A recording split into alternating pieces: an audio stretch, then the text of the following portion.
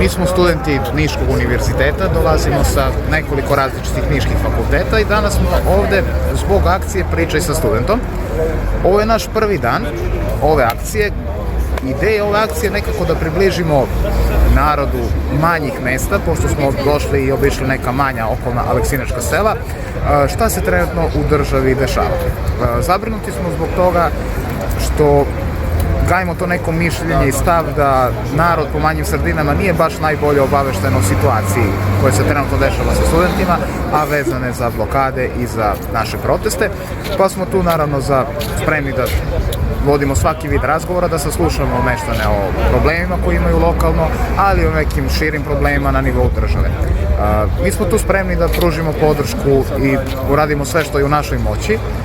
Nismo tu da menjamo nečija mišljenja, već da iskažemo naše stavove. Naravno, tu smo i da zaslužimo tuđe stavove i da nekako u nekom prijateljskom tonu i duhu pronađemo neko zajedničko rešenje. Mi smo ovde ostavili jednu kutiju sa porukama i predlozima. Tu naravno može da napiše bukvalno svako šta god želi, ma da li se to slagalo sa nekim našim načelima i razmišljanjima ili ne. Sve ćemo to naravno izneti na našim plenumima, zajedno prodiskutovati o tome i doneti odluke u skladu sa mišljenjem većine.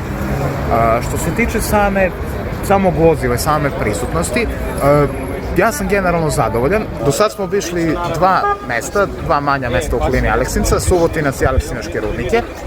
U suštini to su manja mesta sa manjim brojem stanovnika, ali bez obzira na to prisutnost je bila, rekao bih, solidna, zadovoljan sam. U početku su ljudi bili malo rezervisani, da ne kažem i uplašeni, ali kako se broj ljudi oko našeg štanda skupljao, tako se i njihova zainteresovanost i oslobođenost na neki način povećala. Vodili smo naravno tople razgovore, slušali različite predloge, imali smo priliku da čujemo o različitim problemima.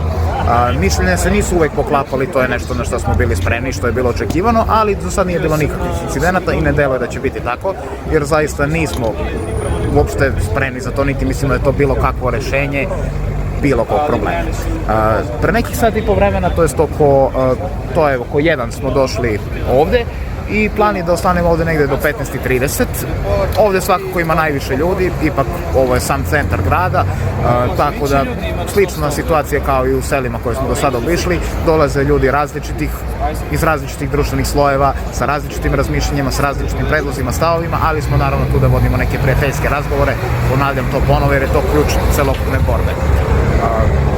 U suštini, ideja je da do kraja dana obiđemo još i jedno selo, Glogovicu, i to bi bilo to što se tiče današnjeg dana, ali bit ćemo mi tu i sutra. Obići ćemo još 4 do 5 sela, među kojima je Žitkovac, Trnjane, Moravac i još par sela u zavisnosti naravno od vremena.